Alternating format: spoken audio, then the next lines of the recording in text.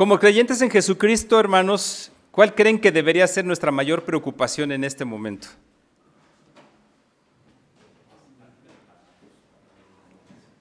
Estar preparados para la segunda venida del Señor Jesús.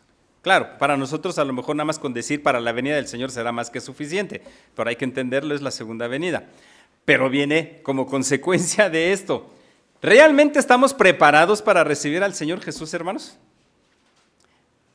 Y de ahí se deriva otra pregunta. Ya saben que soy bien preguntón, me gusta preguntar mucho.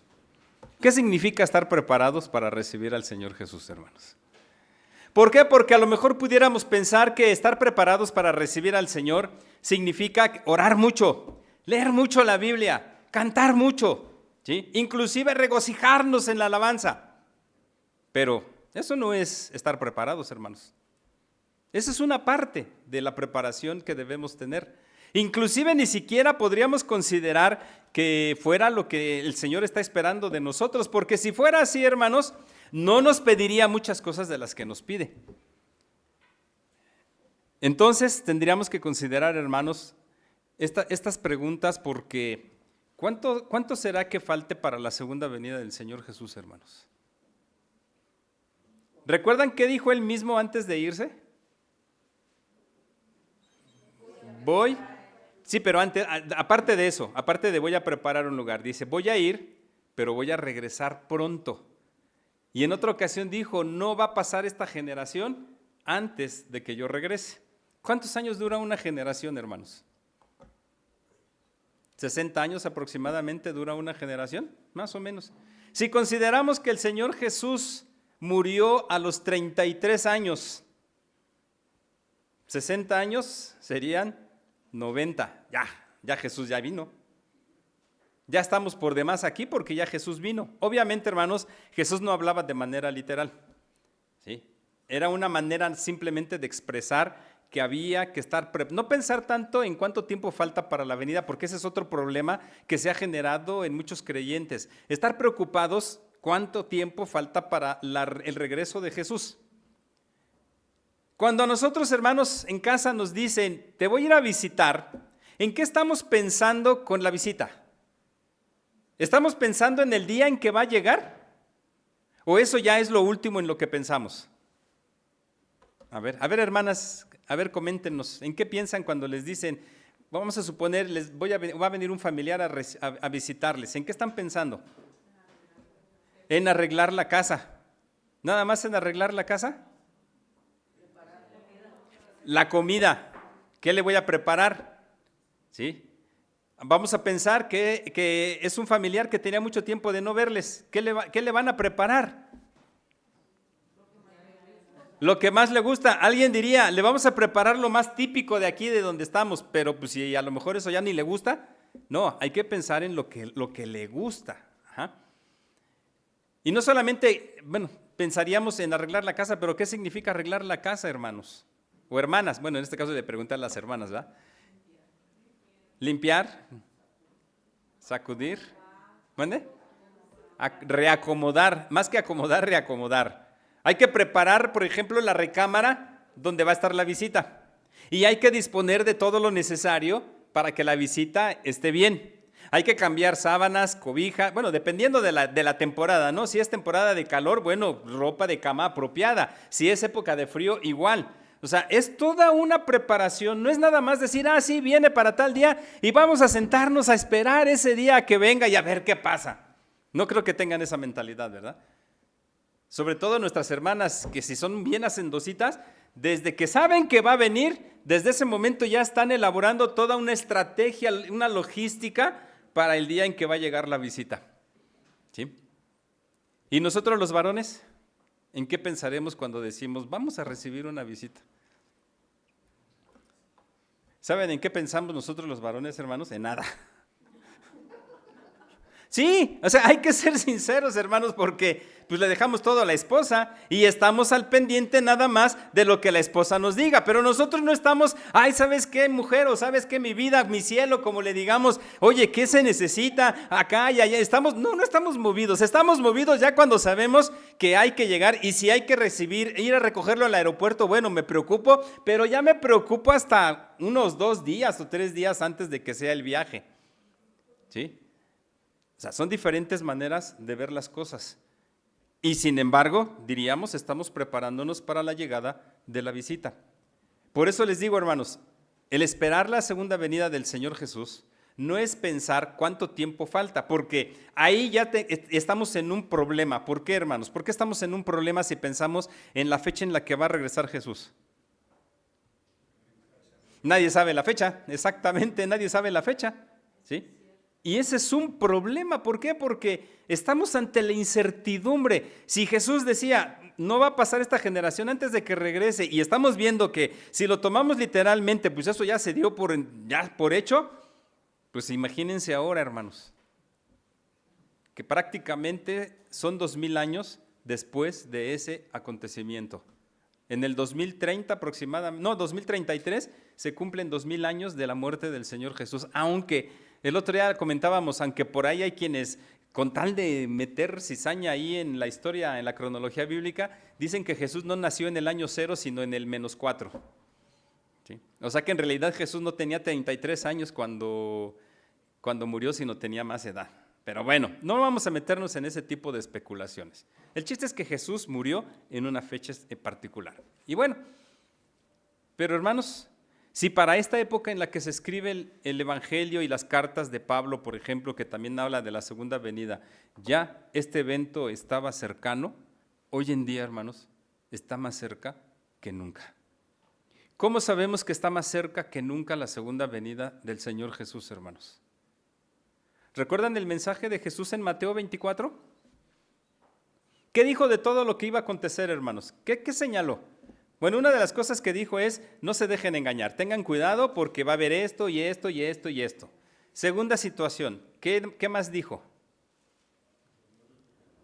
¿Mande?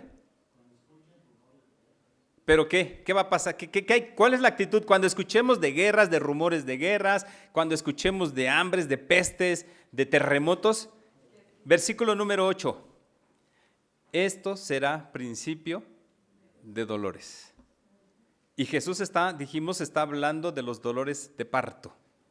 El dolor de parto, cuando da el primer dolor de parto, no significa que en ese momento ya vaya a nacer el bebé. ¿Cuál es la finalidad de los dolores de parto, hermanos? Bueno, hermanas, que son las que lo vivieron. Sí, porque los hermanos, ya, hermano, pues yo qué voy a andar sabiendo, pero lo tenemos que saber. ¿Cuál es la finalidad de los dolores de parto? Es una advertencia de que va a nacer un bebé y que hay que estar preparados para ese día cuando sucedan las cosas. Pero ¿cuál es la otra característica de los dolores de parto?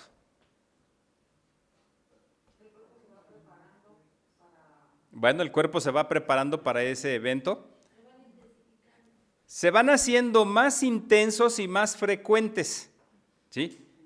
O sea, va a ser mayor el número de veces en las que van a tener los dolores y más intensos cada vez a medida que se acerque el momento. Ya cuando ya están a días del alumbramiento, los dolores son fuertes a más no poder. Por eso muchas mujeres dicen, no lo vuelvo a hacer si es parto natural. ¿Por qué? Porque es fuerte el dolor. Pero ¿qué pasa después del dolor? Se olvida todo. Todo se olvida y se disfruta, sí, después del nacimiento todo se disfruta. Disfrutan de tener a su bebé entre sus brazos. Bueno, pues así son todas estas señales que están sucediendo, hermanos. No es nada más producto de la casualidad o del azar todo lo que está sucediendo, hermanos. No, se está cumpliendo lo que dice la Escritura. El hambre ha crecido como no tienen una idea. ¿Sí? Las guerras, no frecuentemente estamos escuchando de guerras, o sea, rumores de guerra y guerras. Los terremotos, ¿sí? Ya se dan los epicentros en lugares donde uno no hubiera podido pensar hace 20, 30, 40 años. Estoy hablando de epicentro, no de temblores, sino del epicentro de los temblores, ¿sí? Entonces, hermanos, si nosotros analizamos todo esto que está sucediendo, pues entonces tendríamos que llegar a la conclusión de que el regreso de Jesús está cada vez más cerca. Pero les digo, no, como no tenemos la fecha, es una incertidumbre la que tenemos. Pero tampoco tenemos que pensar en esa incertidumbre, tampoco nos tenemos que quedar ahí, sino más bien en qué es lo que nos corresponde a nosotros. Versículos anteriores de la lectura que hicimos, fíjense, dice, estén ceñidos, versículo 35, estén ceñidos vuestros lomos y vuestras lámparas encendidas, y vosotros sed semejantes a hombres que aguardan a que su Señor regrese de las bodas, para que cuando llegue y llame, le abran enseguida. Fíjense, hermanos, es el segundo ejemplo de personas que deben estar con lámparas encendidas. ¿Se acuerdan cuál es el otro ejemplo? El de las vírgenes. Las 5 que están preparadas y las 5 que les llaman insensatas, ¿sí? Pero aquí la intención es estar listos para cuando el Señor de la hacienda, en este caso el que se fue a las bodas, que cuando regrese a su casa esté todo listo para recibirle. Hay que recordar, hermanos, para situarnos un poquito en el contexto, que no había alumbrado artificial como lo tenemos hoy en día. Y aún así, hermanos, aún así, si salimos de viaje y regresamos, ¿qué es lo primero que hacemos al llegar si llegamos de noche? Prender las luces. Lo primero que hacemos es encender las luces, ¿sí? O sea, la luz es un elemento importante cuando llega alguien. Bueno, entonces dice el 37, bienaventurados aquellos siervos a los cuales su Señor, cuando venga, halle velando. De cierto os digo que se ceñirá y hará que se sienten a la mesa y vendrá a servirles. Y aunque venga a la segunda vigilia y aunque venga a la tercera vigilia, si los hallare así, bienaventurados son aquellos siervos. Fíjense nada más, está hablando de esos hombres que van a estar listos. No se va a preocupar tanto de los que no están listos, sino de los que sí están listos. Y ya aquí es un primer detalle, hermanos, con respecto a la segunda venida. ¿En quién se va a fijar el Señor? ¿En quien estuvo preparado y listo o en el quien no lo estuvo, hermanos? Jesús se va a fijar en el que estuvo preparado y listo para recibirle, ¿sí? Bueno, y dice aquí, aunque venga la segunda, aunque venga la tercera vigilia, estamos hablando de aunque venga a las 12 de la noche o a las 3 de la mañana, si están los siervos atentos, y fíjense, primero dice, son bienaventurados, versículo 37, bienaventurados. Dice, si los encuentra dispuestos y atentos, dice, se ceñirá, hará que se sienten a la mesa y les servirá. O sea, no es, ya llegué, sírvanme. No, ahora es, yo les voy a ofrecer mi servicio porque ustedes estuvieron esperándome. O sea, hay una muestra de gratitud del hombre, del dueño de todo, para estos trabajadores. ¿Sabe de esto? Que si supiese el padre de familia a qué hora el ladrón había de venir, velaría ciertamente y no dejaría minar su casa. ¿Sí? Si supiéramos, aquí está, si supiéramos la información, estaríamos listos. Pero realmente, hermanos, si nosotros supiéramos en qué momento el Señor Jesús va a venir, ¿estaríamos listos? ¿O seríamos como a lo mejor algunos dirían, falta tanto, ya hago lo que quiero? Como dicen popularmente, le doy vuelo a la hilacha y total, ya cuando se acerque el día, entonces sí me pongo las pilas y a hacer lo que me corresponde. No, hermanos, esa mentalidad no es la que espera el Señor de los suyos. Por eso dice el versículo 40, vosotros pues también estad preparados porque a la hora que no penséis, el Hijo del Hombre vendrá. Estad preparados para que no penséis en la hora, porque el Hijo del Hombre va a llegar en el momento en que tenga que ser necesario. Y bueno, sale Pedro. Señor, ¿dices esta parábola a nosotros o también a todos? Y viene la pregunta interesante que es base de esta reflexión, hermanos. El Señor les dijo, ¿quién es el mayordomo fiel y prudente al cual su Señor pondrá sobre su casa para que a tiempo les dé su ración? Fíjense, primero habla de dos cualidades de este hombre, un mayordomo. Alguien a quien el dueño puso para cuidar de sus bienes. alguien a quien el hacendado puso para que vigilara que todo marchara bien en la hacienda. Dos cualidades. La primera, fiel. ¿Por qué fiel? Porque va a obedecer todo lo que este hombre le va a pedir. Sabemos que el mayordomo conoce de su trabajo, si no, no estaría ahí. Que es de la confianza de este señor, si no, no lo pondría a cargo de todo lo que tiene. Pensemos, hermanos, no en cualquier hacienda, pensemos en una hacienda grande. Si el dueño se va, ¿a quién va a dejar a cargo de todo lo que este hombre tiene? ¿A quién? ¿Ustedes creen que a cualquiera se lo va a dejar encargado? No, hermanos. En el que más confía. ¿Sí? Aquí está, en el que es fiel, porque sabe que va a cumplir con lo que le corresponde. Segunda cualidad, prudente. Prudente. ¿Por qué prudente? ¿Se acuerdan de la parábola de los talentos? A uno se le dio 10, a otro se le dio 5, a otro se le dio 2. A los que se les dieron 10 y 5, entregaron, ¿se acuerdan cuánto entregaron de ganancia? Lo doble, el 100% entregaron de ganancia. ¿Y el otro qué hizo? No lo guardó, lo escondió. Lo escondió, ¿por qué? Porque dijo, me lo van a robar, y yo entonces, ¿qué cuentas voy a entregar? Y cuando llega su señor, eso es lo que pero le dice unas cosas. Yo sé que tú eres malo, yo sé que tú eres severo, y me ibas a regañar, me ibas a cuestionar, y a lo mejor hasta me ibas a correr, porque me robaron el dinero, por eso mejor lo enterré. ¿Y qué le dijo este hombre a ese mayordomo? Siervo malo y negligente. Si sabías cómo era yo, pues de perdida lo hubieras metido al banco y me hubieras dado los intereses que dan en el banco. ¿Fue prudente ese hombre? No fue prudente. Aun cuando diga alguien, no, hermano, pues es que lo escondió, estaba bien guardadito ahí. Pero hermanos, este hombre, el dueño, ¿les dio el dinero para que le entregaran la misma cantidad o para que trabajaran esa cantidad y entregaran ganancia? Era para que entregaran ganancia. No nada más era, sí, mira, ahí cuídamelo. Pues este hombre, si hubiera sido así, hermanos, pues este hombre hubiera hecho lo que le dijo al tercero. Pues mejor meto mi dinero al banco y ahí está segurito, y cuando regrese me dan intereses. Aunque sea 5 pesos, pero algo recibiré de ganancia. ¿Sí? Entonces, el mayordomo prudente es aquel que sabe que tiene que hacer las cosas primero en gratitud hacia su Señor, porque le está dejando una responsabilidad importante. Lo está tomando en cuenta. Fíjense, hay muchos trabajadores en la hacienda, pensemos en una hacienda, hay muchos trabajadores en la hacienda, y el Señor escoge solamente a uno para que sea el que esté a cargo mientras Él no está. Pero maneja otra cualidad, para que a tiempo les dé su ración.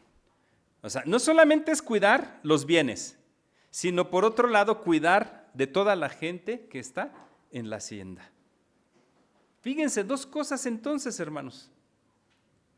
Hay necesidades de alimentación y este hombre va a estar a cargo de que todos los trabajadores tengan el alimento en su momento y que haya lo suficiente. Ahora, ¿qué se necesita para que suceda esto, hermanos? Además de la fidelidad y la prudencia, la correcta administración de los bienes. ¿Por qué? Porque él va a tener que distribuir el dinero entre las necesidades que hay allí.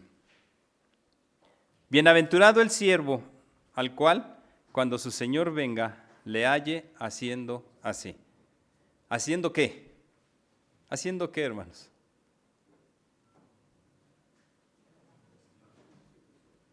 Mostrando esa fidelidad, esa prudencia y esa correcta administración de todo lo que hay. En pocas palabras, que lo encuentre haciendo lo que le corresponde. ¿Sí? El mayordomo es el responsable de todo lo que hay en la hacienda mientras el Señor no está. Porque cuando el Señor está, el Señor es el responsable de todo. Y el mayordomo va a obedecer órdenes. Si al mayordomo se le dice, haz esto, lo va a hacer, haz aquello, lo va a hacer. Pero aquí ya no se trata de recibir órdenes, se trata de hacer lo que le corresponde. Ya lo sabe, ya sabe qué tiene que hacer. Y entonces ahora se trata de hacerlo. ¿Sí? En verdad os digo, fíjense todavía lo que dice, os digo que le pondrá sobre todos sus bienes. A lo mejor para nosotros, hermanos, esto ya no lo sentimos así como tan relevante, pero pensemos, por eso les digo, pensemos en una hacienda, que ustedes son trabajadores de la hacienda, que el Señor se va a ir y les dice, mira, te voy a dejar todo lo que tengo para que lo administres. Es un privilegio, hermanos.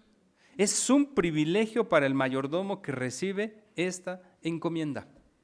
Y aquí está diciendo, cuando el Señor vea, cuando el Señor regrese y encuentre a este mayordomo fiel y prudente, le va a poner sobre todos sus bienes. No dice que a cualquiera, dice al mayordomo que tiene estas características. Pero por otro lado, viene la contraparte. Mas si aquel siervo dijera en su corazón, mi señor tarda en venir, comenzaría a golpear a los criados y a las criadas, y a comer y a beber y embriagarse, vendrá el señor de aquel siervo en día que éste no espera y a la hora que no sabe, y le castigará duramente y le pondrá con los infieles. Fíjense entonces la contraparte. Un siervo que no es fiel, ¿por qué? Porque es un siervo que no va a hacer lo que le corresponde, sino que se va a dedicar a disfrutar de todos los bienes que hay ahí. No le va a interesar si hay alimento, no le va a interesar si el ganado está bien atendido, no le va a interesar absolutamente nada, solamente venga para acá tu reino y a disfrutar de todo lo que hay. No le van a preocupar las personas que están trabajando ahí, al contrario, las va a tratar mal, las va a tratar con desprecio, con ira, y solamente se va a dedicar, como dice aquí, a comer, a beber y a embriagarse. Pero no se da cuenta porque no lo tiene en su mente de que va a venir el Señor cuando Él no lo espere y entonces sí vendrá el castigo. Aquel siervo que conociendo la voluntad de su Señor no se preparó ni hizo conforme a su voluntad, recibirá muchos azotes, será castigado. Y aquí viene entonces, hermanos, la reflexión. ¿Qué tipo de siervos somos, hermanos? Siervos mayordomos, fieles, prudentes y que estamos preocupados en lo que sucede a nuestro alrededor. Ahora, ¿de qué somos mayordomos, hermanos? Porque aquí viene la pregunta, ¿de qué somos mayordomos? ¿De qué? Bueno, de todo, porque nada es nuestro. Entonces, hermanos, ¿qué estamos haciendo con todo esto que tenemos? Pero no solamente eso, el Señor, el dueño, le dio un encargo al mayordomo. ¿A nosotros quién nos ha dado ese encargo, hermanos? El Señor Jesús nos ha dado el encargo. ¿Cuál encargo nos ha dado, hermanos? ¿Qué encargo nos ha dado a nosotros? Para empezar, el de la gran comisión. ¿Cuál es el encargo de la gran comisión, hermanos? ¿Seguros que predicar? Hacer discípulos. ¿Sí? Hemos dicho que nos quedamos en predicar el evangelio. No, dice hagan discípulos, bautizándolos en el nombre del Padre, del Hijo y del Espíritu Santo, enseñándoles todas las cosas que tienen que hacer. O sea, yo tengo que hacer discípulos. Esa es la tarea que me ha sido encomendada. Hermanos, yo les pregunto, ¿cuántos discípulos tienen? ¿Cuántos discípulos tienen, hermanos? ¿Han cumplido con la palabra? ¿Han cumplido con el encargo? ¿Han sido mayordomos fieles y prudentes? ¿O han sido mayordomos negligentes? Porque el encargo es para todos, no es para unos cuantos, es para todos. Es como aquella idea, y discúlpenme si ahora sí que si hay un rasponeado por ahí, pero en la mañana hablábamos acerca de los requisitos que le piden a los pastores para llegar a una iglesia. Y me llama la atención que uno de los requisitos es que evangelice. ¿Sí? Hermanos, ¿de quién es la tarea del crecimiento de la iglesia? Yo sé que es del Señor Jesús, pero hablando humanamente, ¿de quién es la tarea? ¿Por qué? De las ovejas. ¿Quién produce ovejas? Las ovejas. ¿El pastor produce ovejas? ¿Cuál es la finalidad la tarea del pastor? cuidarlas. Es decir, mi tarea es otra. Su tarea es la de la reproducción del rebaño, como predicando el evangelio. Mi tarea es capacitarlos para que evangelicen, para que hagan esta tarea. Y juntos todos, el pastor con el rebaño, hagamos que este rebaño sea fuerte, sea grande y se cumpla con la voluntad de nuestro Señor. Pero pensemos, hermanos, ya no en términos así de esa figura, sino en términos personales. Aquí la cuestión es, ¿qué tipo de mayordomos somos? ¿Mayordomos fieles y prudentes o mayordomos necios y negligentes? Aquí se nos habla de lo que va a recibir cada uno. El mayordomo fiel y negligente dice que va a estar ahí poniéndosele todavía sobre los bienes del Señor. Es interesante, hermanos, la forma de trabajar del Señor, porque cuando Él ve que nosotros estamos haciendo un buen trabajo, ¿se han dado cuenta que el Señor nos da más trabajo? O sea, cuando Él ve que estamos haciendo un buen trabajo, nos da más trabajo, hermanos. ¿Sí? No porque diga, los voy a cansar, no, porque sabe que hay mayordomos fieles que van a cumplir, y aquí viene lo interesante del asunto, hermanos, y en los cuales Dios puede confiar. Hermanos, ¿podríamos decir que Dios puede confiar en cada uno de nosotros para el encargo que nos ha dejado? Es una pregunta interesante, hermanos, pero también comprometedora. Pero no hay más postura más que estas. O somos mayordomos fieles y prudentes, o somos mayordomos negligentes. Aquí, hermanos, la decisión depende de nosotros. El Señor Jesús nos dio el encargo. ¿Ya sabemos qué es lo que tenemos? ¿O no sabemos lo que tenemos que hacer, hermanos? Díganme, ¿sabemos o no sabemos lo que tenemos que hacer? ¿Y por qué no lo hacemos? ¿Por qué? Porque somos negligentes, porque no queremos hacer lo que el Señor nos está pidiendo. Pero, hermanos, dice la Escritura que uno de los primeros principios para nosotros es el temor a Jehová. Y debemos tener miedo, porque cuando el Señor Jesucristo venga por segunda ocasión, es cierto que no nos va a quitar la salvación, eso es cierto, pero nos va a llamar a cuentas a cada uno. A cada uno nos va a llamar a cuentas y nos va a decir, a ver, hijito, a ver, hijita, ¿qué hiciste con lo que yo te pedí que hicieras? ¿Cuántos discípulos hiciste mientras estuviste con vida? ¿Cuántos? ¿A cuántos evangelizaste? ¿A cuántos serviste? Y muchas otras cosas más que de las cuales nos va a pedir cuentas el Señor. Ojalá, hermanos, que tomemos la decisión de ser mayordomos fieles y que estemos al servicio siempre de nuestro Señor. Vamos a cantar, puestos en pie, el himno número 339, Más santidad dame.